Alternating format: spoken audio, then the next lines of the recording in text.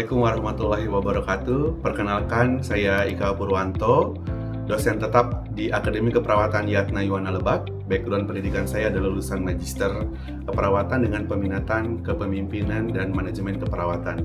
Untuk itu, mata kuliah yang saya ampu adalah Kepemimpinan dan Manajemen Keperawatan.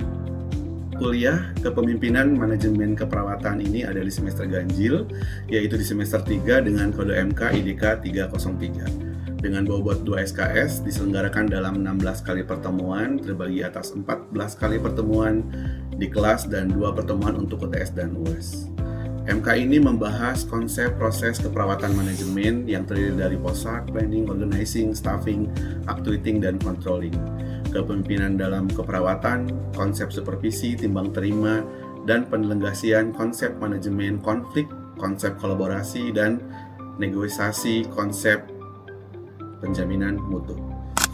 Pada akhir mata kuliah ini, berdasarkan capaian pembelajaran lulusan, capaian pembahasan lulusan Prodi pada manajemen keperawatan dan kepemimpinan keperawatan ini terdiri dari CPL 02, CPL 03, CPL 04, dan CPL 05 yang memang sudah tertuang di dalam RPS dan telah divalidasi oleh Prodi. Adapun capaian pembelajaran dalam mata kuliah yang diharapkan adalah yang pertama, CPMK 1, mahasiswa mampu menjelaskan konsep dan proses manajemen keperawatan. Yang kedua, untuk CPMK 2-nya adalah mampu menjelaskan perencanaan manajemen keperawatan sampai dengan CPMK 6, yaitu bisa mengetahui pengorganisasian, penstafan, kemudian CPK 4 itu memahami penstafan manajemen keperawatan, CPMK 5 memahami pengarahan dalam manajemen keperawatan, dan 6 adalah memahami pengawasan dalam manajemen keperawatan. Kemudian dilanjut dengan CPMK 7 yaitu memahami pengendalian mutu manajemen keperawatan, dan yang terakhir adalah mahasiswa di CPMK 8 mampu mendemonstrasikan praktek manajemen keperawatan di ruang perawatan dengan role play di kelas. Dari ke-8 capaian pembelajaran mata kuliah tersebut di atas, diharapkan bahwa lulusan akan terbentuk kepemimpinan dan mampu bekerja sama dan mampu mengelola sumber daya keperawatan. Untuk itu, dalam pembelajaran, mahasiswa dapat mengunduh RPS yang dapat diunduh dari aplikasi Sevima, sedangkan materi pembelajaran bisa didownload di aplikasi Edlink. Untuk strategi metode pembelajaran atau bentuk pembelajaran dengan outcome based learning and teaching berupa perkuliahan tatap muka, diskusi penugasan dan demonstrasi, dan media yang digunakan adalah dengan menggunakan LCD atau layar interaktif, slide, whiteboard, dan video. Pertemuan yang dilakukan setiap minggu adalah tatap muka di 2 kali 100 menit, dengan asesmen atau sistem penilaian yang dilakukan adalah dengan 2 cara secara formatif, secara kuis, sikap, dan penugasan, dan sumatifnya adalah dengan UTS dan UAS. Referensi yang digunakan adalah kebetulan buku saya yang sudah jadi, ada beberapa. Kemudian dari hasil penelitian yang saya lakukan terkait yang berhubungan dengan capaian pembelajaran mata kuliah. Baik, berikut video pembelajaran pada mata kuliah Kepemimpinan dan Manajemen Keperawatan dengan materi perencanaan keperawatan pada pertemuan keempat. Terima kasih. Assalamualaikum warahmatullahi wabarakatuh. Assalamualaikum warahmatullahi wabarakatuh. Waalaikumsalam warahmatullahi wabarakatuh. Selamat pagi, salam sejahtera untuk kita semua. Gimana kabarnya hari ini? Baik. Oke, tadi belajar apa? Dapat.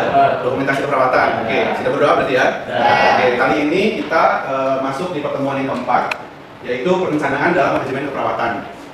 Ada yang masih ingat? Berarti kalau sudah pertemuan keempat, ada pertemuan pertama, kedua, dan ketiga kan sebelumnya sudah saya jelaskan. Berarti kita sudah bisa menyimpulkan kira-kira kenapa kita harus menjadi kita perawat harus belajar ilmu manajemen. Gitu Pak. Oke, siap. Karena banyak kerjaan yang harus dilakukan. Terus ada lagi? Menyiapkan obat gitu Pak. Menyiapkan obat, ada perawat obat. Terus apa lagi? Yang kalian pikirkan boleh Pak, kira-kira apa? Semua ada PDL kan kemarin? Mengobservasi? Observasi pasien. Observasi pasien, terus apa lagi? Cukup? Oke, dari mulai awal sampai nanti siang jam 2 kan kalau di pagi, itu banyak kegiatannya. Diawali dengan pertama, begitu kita datang ke pasien, gitu ya, kita harus operan dulu. Setelah operan, berarti operan pasien ya, handover, apa saja tindakan yang belum dilakukan, hari ini mau ngapain, ada USG atau tidak, hasil lab yang belum diambil, kemudian ada tindakannya banyak tuh, ada ganti korban, ada yang harus infus ulang, ada yang harus dikasih obat. Kalau perawat yang tidak punya ilmu manajemen, maka apa yang akan terjadi? Bisa selesai nggak? Nggak. Apa yang akan terjadi? Berantakan gitu. Kemarin pas PBL apa yang kamu rasakan? Rizwan? Lebih teratur. Oke, berarti sudah ada perawat yang mengerjakan kan? Waktu itu kamu dapat tugas apa? Pernah? Pertama kita bagi obat pasien, terus merawat pasien. Oke. Sama teman-temannya juga punya bagian masing-masing. Oke, itu dikelola oleh siapa? Oleh kakaknya. Oke, jadi seorang perawat ketika kita belajar manajemen itu banyak hal. Berarti kita harus belajar apa? Time management itu. Kalau namanya pendidikan nggak bagus, bahaya tuh bakal acak-acakan gitu ya. Jadi kalau perawat di ruangan ada mahasiswa datang itu saya selalu bilang di kelas itu kayak mereka dapat bala bantuan tentara yang bisa dikerahkan, kemudian bisa menyelesaikan banyak hal. Jadi banyak hal yang nanti bisa dibantu diselesaikan. Oke. Kemudian seperti itu ya. Kemudian maka dari itu di pertemuan kita kali ini untuk perencanaan, berarti masih ingat ya, nanti kita akan coba ulang ya. Kita akan membahas tentang bagaimana cara kita mengelola satu ruangan. Berarti mahasiswa setelah kegiatan ini, mata kuliah ini dapat menjelaskan perencanaan dalam manajemen asuransi keperawatan, kemudian mampu menghitung jumlah kebutuhan tenaga keperawatan. Ya, dengan pemahaman yang cukup, mahasiswa terkait dengan perencanaan dalam keperawatan itu bisa menganalisis bagaimana merencanakan sebuah perawatan dalam ruangan, kemudian mampu mengelola ketenagaan keperawatan di ruangan berdasarkan tingkat ketergantungan pasien. Jadi kalau kemarin mungkin saat kalian kemarin PBL, gitu ya, PKK atau keperawatan, itu tindakan masih fungsional. Jadi cuma tindakan itu nggak bakal selesai, itu capek ke badannya. Tapi kalau sudah dikelola dengan baik berdasarkan tingkat ketergantungan, itu nanti kita akan tahu oh kalau ini ketika ketergantungannya ini minimal, ini parsial, ini total. Oke. Oke. Ini akan kita kaji. Yang akan kita bahas ada pengertian perencanaan dalam keperawatan, perencanaan kebutuhan keperawatan atau tenaga keperawatan, kemudian menentukan kebutuhan tenaga perawat berdasarkan tingkat ketergantungan. Jadi nanti ada potensi yang harus kalian miliki di akhir. Kalian ketika sudah dapat pasien ada 20, yang ada yang parsial, ada yang minimal, ada yang total, jumlahnya ada berapa. Kalian nanti harus bisa menghitung kira-kira perawat yang jenis paginya harus berapa, perawat yang jenis siangnya harus berapa atau jenis sorenya harus berapa, dan perawat yang jenis malamnya harus berapa. Itu menurut perhitungan dari 12. Oke, saya tanya lagi terkait dengan area fungsi manajemen, masih ingat? Ingat? Boleh acungkan tangan. Ada top manager, ada midline manager, ada first line manager. Ada fungsi manajemen itu apa saja? POSAK. Atau D-nya ini directing atau operating. POSAK itu adalah fungsi manajemen. Apa saja planning? Planning, terus? O-nya? Suaranya agak keras? Organisasi, S-nya? Staffing, ketenagaan. D-nya? Direct. C-nya? Paling akhir, controlling. Ini adalah fungsi manajemen sekaligus kompetensi yang harus dimiliki oleh seorang manajer keperawatan. Siapa berarti? Ada siapa aja manajer keperawatan kalau di ruangan? Kepala ruangan. Di bawah kepala ruangan siapa? Katim. Cakep. Selanjutnya yang terakhir? Perawat pelaksana. Kalau kita lihat dari sini, ini berarti area apa? Bagi-bagi apa namanya ini? Bagi-bagi tugas. Berarti dalam planning yang lebih banyak apa? Siapa? Kepala ruangan. Karena kepala ruangan punya kue yang cukup besar. Artinya kepala ruangan itu berkewajiban mampu atau punya potensi untuk merencanakan yang kita bahas. Ya kan siapa tahu kalian nanti begitu lulus jadi kepala ruangan gitu ya. Nah, oke. Jadi ketika ada kotak yang gede ini berarti dia punya fungsi P yang cukup besar. Terus kita punya nggak sebagai perawat pelaksana? Kita baru lulus nanti di sini. Punya nggak fungsi perencanaan? Punya. Dengan tadi banyak kegiatan yang banyak, kita harus bisa merencanakan kira-kira apa saja yang akan dikerjakan. Berdasarkan apa? Berdasarkan prioritas. Kalau tidak begitu ya kacau nanti. Sampai sini, aman ya? Satu bis kita bareng-bareng berarti kan kalau jalan bareng dan tinggal bareng, oke, aman ya? Nah ini manajemen itu memang ilmu yang umum. Kan ada ilmu manajemen apa? Informatika gitu ya. Kok di keperawatan ada manajemen? Di depannya ditambahin ada yang namanya apa? Kepemimpinan dan manajemen keperawatan. Kepemimpinan itu tonjolkan. Oke. Kalau di ilmu manajemen itu ada planning, organizing, kemudian operating dan controlling. Ada yang kurang? Apa? S-nya. S-nya itu hanya dimiliki oleh oleh perawat kita. Tambahin. Ini kita juga mengadopsi dari fungsi manajemen menurut JOS TRI bahwa di perawatan ada staffing. Ada ketenagaan yang harus dipelajari. Oke. Tujuan proses keperawatan berarti adalah untuk membuat satu kerangka konsep berdasarkan kebutuhan individu dan keluarga atau masyarakat. Dalam proses keperawatan ada satu tahapan desain yang tidak ditujukan untuk memenuhi tujuan keperawatan, meliputi mempertahankan kesehatan optimal, kembali ke keadaan normal, dan memanfaatkan fasilitas atau kualitas hidup. Dalam tujuan keperawatan berarti kalau kita punya tujuan, kita punya perencanaan yang baik. Hari ini kita mau ngapain? Ada pasiennya berapa? Yang minimal berapa? Yang parsial berapa? Yang total ada berapa? Jadi harus kita kelompokkan sehingga kita bisa tahu apa yang menjadi prioritas dan yang harus kita lakukan. Ya. Oke, ini perencanaan dalam manajemen keperawatan. Perencanaan adalah salah satu langkah penting yang harus diperhatikan seorang perawat sebelum memberikan tindakan perawatan. Tadi kita sudah spill di depan gitu ya. Karena perencanaan ini menjadi salah satu komponen utama yang pertama. Apabila perencanaan ini gagal atau tidak disusun dengan baik, maka kita tidak bisa melakukan atau untuk fungsi manajemen yang lain tidak akan berhasil karena itu menjadi penentu. Gitu ya. Kemudian perencanaan dalam keperawatan adalah merencanakan atau mengorganisasikan langkah-langkah yang perlu untuk mengelola dan memberikan layanan yang efektif dan efisien. Ini yang menjadi clue dalam manajemen. Masih ingat ya? Efektif dan efisien serta berkualitas kepada pasien. Perawatnya banyak, ada 10, tapi nggak bagus. Pasiennya ada 10, gagal semuanya. Gitu ya. Efektif nggak? Enggak. Efisien kan cukup 4 aja. Tapi ternyata bagus, efektif dan efisien. Sisanya udah apa liburin aja atau di mix. Nah, itu tugas kalian dalam merencanakan. Contohnya nanti awalnya di kepala ruangan ada Asep, ada Arno. Oke, ada siapa? Bayu. Ada Tri Arno, ada Bayu, ada Asep. Kalian tahu kalau Asep dia jagonya ganti perban. Kebetulan yang pagi itu semuanya harus ganti perban. Nah, karena salah merencanakan yang dimajukan malah Bayu. Nah, sedangkan Bayu dia nggak mahir, dia mahirnya infus. Begitu dia gripek, dia bisa seharian tuh nggak selesai. Gitu. Jadi harus termasuk berarti di dalamnya kepala ruangan harus bisa merencanakan ketenagaan kan. Berarti mana yang harus jenis pagi, mana yang harus sore, mana yang harus jenis malam. Yang malam itu biasanya pasiennya karena nggak sadar banyak infusan yang lepas, sedangkan obat harus masuk. Berarti kan harus diinfus ulang. Tri Arno kalau nginfus, gagal dulu gitu ya. Berarti kan Bayu yang harus naikin ke malam gitu. Dan nggak boleh protes gitu ya. Nggak boleh protes karena untuk apa? Untuk membangun atau membuat tadi divisi misi kita kan yang sudah bagus. Kita ada di ruang apa nih? Pokoknya ruang apa? Fransiskus, Makisa, gitu terserah pokoknya. Kita ada di ruangan satu ruangan yang punyanya Aurel, berarti harus bisa mengelola ruangan ini supaya bagus karena kita ada evaluasi ya setiap minggu atau setiap bulan secara berkala. Nah, maka di perencanaan manajemen perawatan itu mencakup beberapa langkah melibatkan penentuan tujuan. Berarti tujuannya seperti apa? Kalau di proses perawatan berarti ada tujuan dan kriteria hasil, ada luaran yang harus dicapai dalam waktu berapa menit gitu ya, berarti berapa menit, berapa hari. Targetnya harus benar, bisa diukur atau tidak, atau kita sering dengar dengan istilah apa? Tujuan di dalam proses keperawatan. Ada yang masih ingat? Spesifik, measurable, achievable, reliable, dan timing. Di dalam SLKI, Standar Luaran Keperawatan Indonesia, yang kalimatnya gimana? Ada yang masih ingat? Setelah dilakukan Yang kenceng suaranya boleh? setelah dilakukan keperawatan selama 24 jam, maka Luaran keperawatan misalkan menurun. nafas Oke, pola nafas dan dari hasil membaik atau menurun, gitu ya? menurun Dengan kriteria hasil. Nah, itu sudah smart. Gitu ya. Oke, kemudian alokasi sumber daya. Alokasi sumber daya berarti hubungannya dengan apa? Yang akan kita nanti bahas hari ini. Berarti sumber dayanya apa yang harus kita? Nah, ini harus direncanakan dengan baik. Kemudian menyusun strategi seperti tadi. Berarti kita harus mulai siapa yang bisa apa yang bisa apa gitu. Karena kita akan nanti bahas di berikutnya nih. Oke.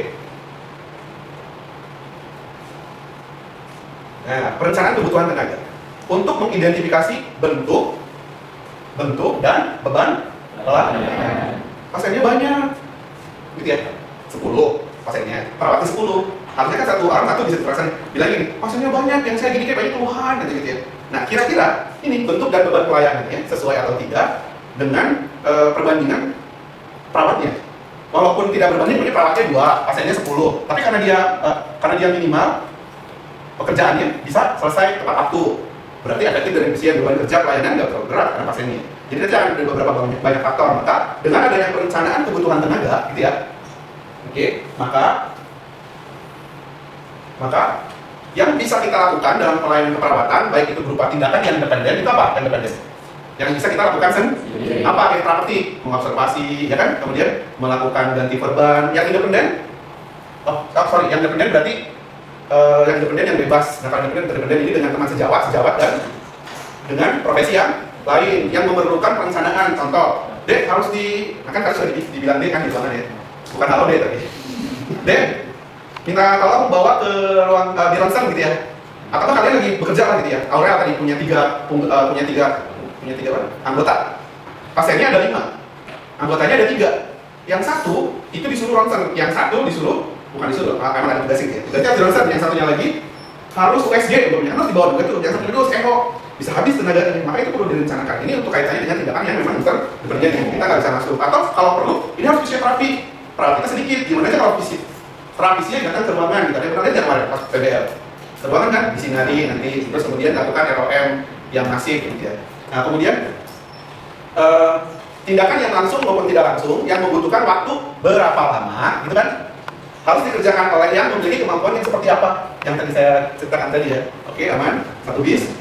Oke, sehingga bisa ditentukan kategori perawat yang dibutuhkan, kategori perawat. Kemudian berapa jumlah yang dibutuhkan. Oke, sampai sini. Coretnya jadi habis. Di sini ada yang ditanyakan, tidak ada?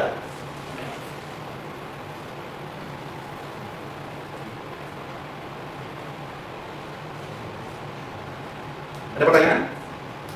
Ya. Ini pertanyaan Pak. Ya, oke. Kali. Kalau kita lulusan D3 bisa nggak Pak kita jadi manajer? Jadi manajer yang mana nih? Di level manajer yang mana? Kan ada 3 nih. Pelawangan. Pelawangan. Oke. Ada yang bisa bantu jawab? Bisa nggak kira-kira? Ada yang bisa jawab? Nggak usah takut, salah juga nggak apa-apa. Kira-kira bisa? Bisa. Jadi kepelawanan? Bisa. Bisa. Bisa. Ada yang bisa bantu jawab lagi? Bisa? Ada yang tidak? Bisa. Bisa iya, bisa tidak ya. Tapi kalau ditanya bisa atau tidak, bisa. Oke, dengan kriteria apa? Jadi nanti kalau di rumah sakit gitu ya, kalau rumah sakit daerah negeri punya pemerintah kayak RSUD, punya kementerian gitu ya, KRSUP.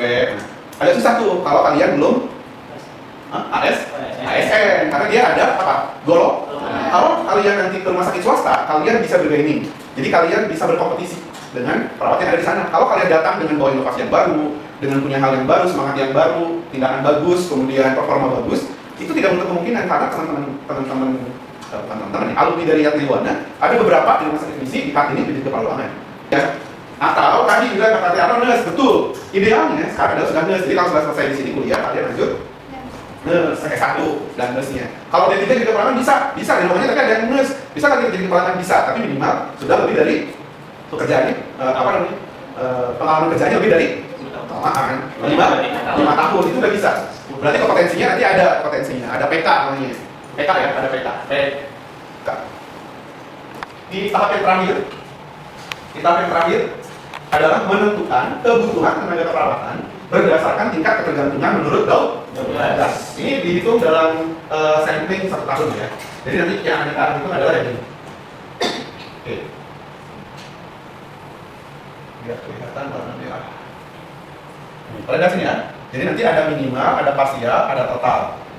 Minimal berarti dalam melakukan kegiatan sehari-hari atau pemenuhan kebutuhan dasarnya itu dilakukan secara mandiri. Contohnya apa? Kebutuhan dasar. Buang air kecil. Apalagi? Makan. Berarti sendiri. Terus? Kemana? Bersih-bersih? Iya, bersih-bersihnya kemana? Mandi sendiri. Minimal berarti komunikasi intens kita ke pasien sebentar atau banyak? Banyak. Oke? Sebentar atau banyak? Sebentar. Cukup dengan kamar mandi. Oh iya, paling katakan impulsnya diturunin ke bawah dulu. Tapi udah jalan sebelumnya ya kan? Impulsnya turunin, beneran diturunin ke bawah. Darahnya masuk semua ke botol. Jadi kalau udah ngomong diturunin berarti sudah tahu sebelumnya, gitu ya. Jangan salah instruksi nanti. Nah kalau yang parsial berarti sebagian dibantu. Kalau total berarti semuanya kita dibantu. Ada beberapa kriterianya. Nanti kita akan bahas di pertemuan berikutnya di staffing. Jadi pasien-pasien dengan kategori minimal, parsial, dan total ini pasien-pasiennya seperti apa. Oke, kemudian selanjutnya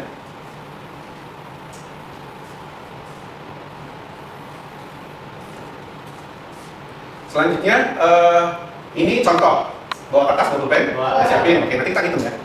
Ini ada klasifikasi pasien berdasarkan tingkat ketergantungannya. Jadi ini seolah-olah bahwa di dalam hari pertama ini dia itu biasanya dalam 1 tahun. Jadi kita bisa menentukan. Kalau enggak kita sudah bisa memprediksi. Contohnya, oh besok ini ada pasiennya minimal ada 2, yang parsial ada 15, dan yang total ada jumlah totalnya 23. Jadi kita butuh perawat yang dinas pagi, dinas sore, sama dinas malamnya berapa gitu ya. Oke, kita perhitungannya.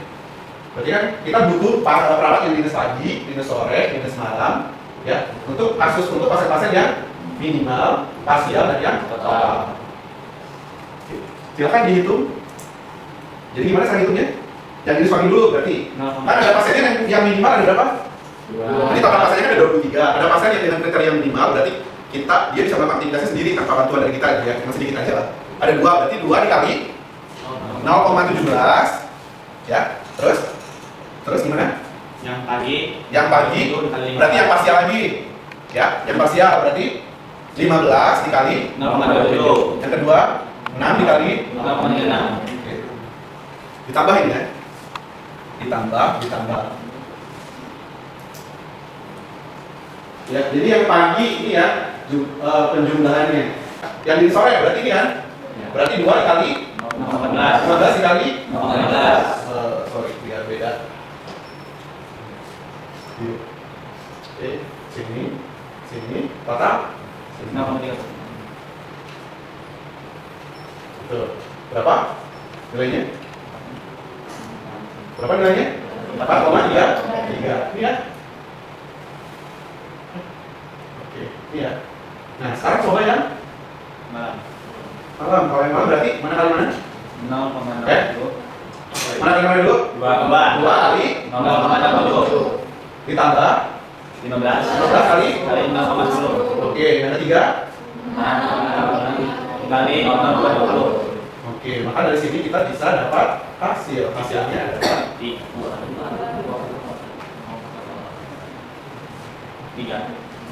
Jadi kalau nanti 2, lebih dari angka 5 berarti kita bulatkan ke 3. Kalau kurang kembali ke 4. Kalau lebihnya kan lebih ya, berarti 7. Jadi kita butuh perawat berapa dalam satu hari itu? 15. Berapa? 15? 14. Ini jumlah.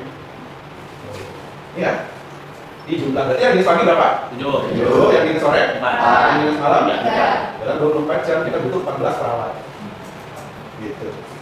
Kalau kita sudah bisa hitung ini, gimana cara menghitung? Ya, nanti kan ada tes di pengembangan. Ingat nih rumusnya dari Pak Ika. Arah langsung. Latihan selanjutnya.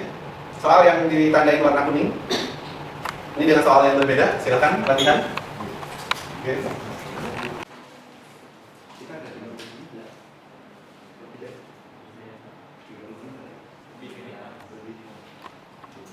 Kalau ada yang sudah beres? Ada. Ada? Oke, coba depan. Boleh. Satu orang.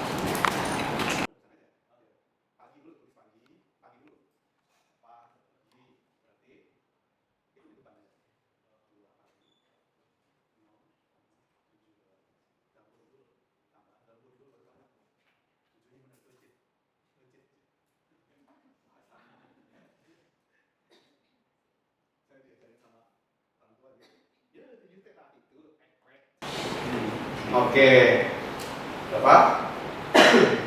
Jumlahnya, koma. Dihitungin dulu berapa? Itu dibulatkan. Jadi berapa? Oke, sip. Terima kasih. Nanti yang pagi, sorry ini yang pagi ya. Nanti yang sore, yang sama yang malam, udah bisa ya? Oke, jangan lupa lagi nanti. Kalau lupa nanti bakal saya tanya lagi. Karena nanti besok-besok setiap kali kita pertemuan pasti akan ditanyakan quiz. Oke, ada yang mau ditanyakan sebelum kita closing? Cukup? Cukup. Bagaimana, sudah siap menjadi kepala ruangan? Ya. Oke, untuk selanjutnya karena tadi kita ada di P, ya. Berarti kita besok ke? Itu apa? Organizing. Nanti kita spill aja besok. Nah, karena kita tidak bisa latihan, karena di kisi-kisi UTS dan UAS itu biasanya saya akan munculkan soal. Ya. Nah, ini udah ada spillan nanti ya. Kita akan ada soal perhitungan seperti itu. Jadi kalian latihan lagi. Nanti saya kasih PowerPoint-nya, udah ada. Nanti kalian coba lihat di handling yang ada yang sudah saya upload. Jadi silakan dilihat. Ada beberapa soal di sana. Kalian coba latihan. Siapa tahu soal nanti dari sana. Nanti untuk kuisnya setiap pertemuan. Jadi sebelum ke saya akan kasih kuis yang tadi kita coba lagi. Nanti dikumpulkan. Saya kasih waktu dalam beberapa menit saja. Timer ya. Oke. Penutup kita pada hari ini boleh satu orang yang membacakan. Yang suaranya keras. Dijual boleh? Satu aja, terima kasih. Izin membacakan untuk penutup, yaitu dengan perencanaan keperawatan adalah proses yang sistematis dan terstruktur untuk mengidentifikasi kebutuhan pasien, mengembangkan tujuan, dan merencanakan intervensi keperawatan yang efektif. Oke, jadi dengan adanya perencanaan, maka proses keperawatan secara sistematis dan terstruktur itu dapat berupa mengidentifikasi kebutuhan pasien, mengembangkan tujuan, dan merencanakan intervensi menjadi lebih efektif. Yang kedua, perencanaan keperawatan sangat penting dalam meningkatkan kualitas asuhan dan meningkatkan keselamatan pasien safety.